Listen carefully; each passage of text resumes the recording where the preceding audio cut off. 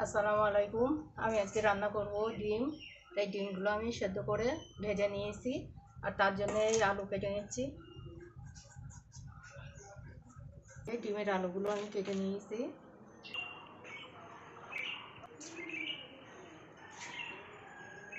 রান্নার জন্য কড়াই বসিয়ে দিয়েছি, কড়াইটা গরম হয়ে গিয়েছে, তেল দিয়ে দেবো, পেঁয়াজ দিয়ে দেবো, একটু ভেজে নেবো, ধুয়ে রাখা আলু দিয়ে দেবো,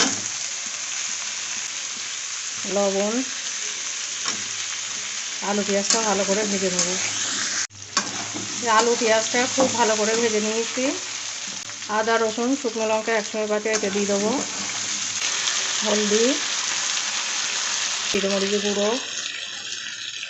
গুঁড়ো লঙ্কা,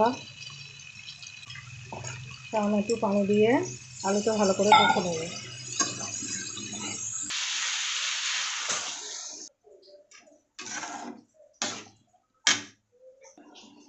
ভেজে রাখা ডিমগুলো দিয়ে দেবো।